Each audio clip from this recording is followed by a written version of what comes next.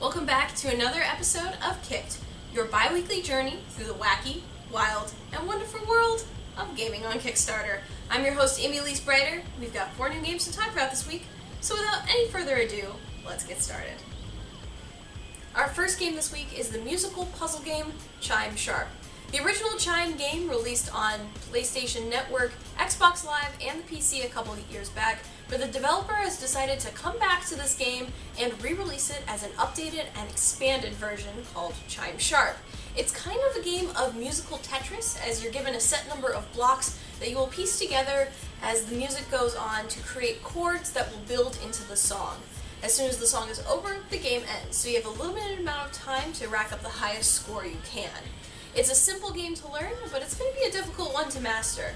It's already at its $15,000 goal, but its stretch goals include things like player-created content, so eventually you'll be able to create your own songs for Chime. Our next game is the kid-friendly board game CodeBots, and its entire purpose is to teach kids about coding while playing a Connect 4 style game. The game is played through a set of cards that you will draw over the course of the game, and each card is going to give you a snippet of code. That snippet of code will give you the instructions of where you can play your token. It may be some kind of JavaScript code to tell you that you can place your token on a 2, or maybe the instructions will tell you that you get a 10 instead. Your goal by the end of the game is to be the first person to line up 4 tokens in a row. They've already hit their goal of $500, which will help them produce the game, but if you're interested in securing a copy, they've got 11 days left to go on their campaign. Our next game has actually been running for a couple years now, but this Kickstarter is going to allow more people to get involved and try out some new things in Assassin's Ball: Rise of Sorengard. Assassin's Ball has been running at the PAX Prime conference for the past couple years. It's a social game that runs over the course of the conference.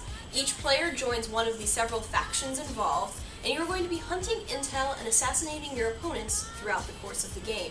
This year, the Kickstarter is going to be raising money to create player pins and cards, which you will scan when you get assassinated or attacked by an opposing player, and they've created a website that is going to help you keep track of leaderboards and seeing what the various challenges are for that day.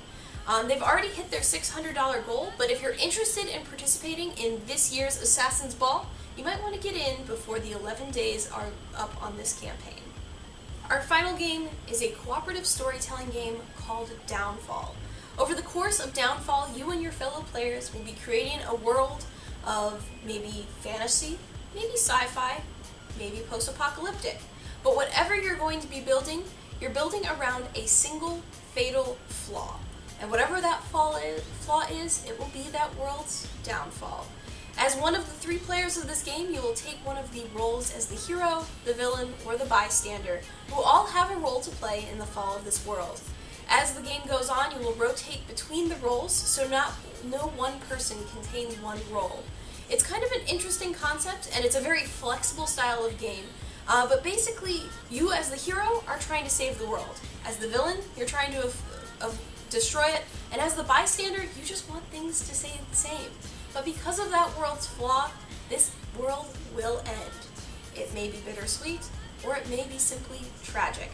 Basically, funding for this campaign will be creating a book version of the game that you will be able to either download or purchase, and they've got 17 days left to go on their campaign, and they've already surpassed their funding goal at $18,516. I highly recommend checking this one out.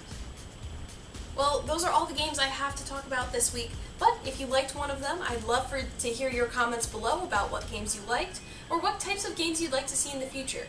If you have a suggestion for a game you'd like me to cover in the future, you can always leave that below as well, or you can contact me on Twitter. You can find me at AEBreiter. While you're there, you might also want to check out invisiblegamer.net. That's the site I work with to produce this show, and you can find us on Twitter and Facebook as well. All of that information, including links to all the campaigns we discussed this week, are in the description below. Thanks for watching, and I'll see you next time on Kicked.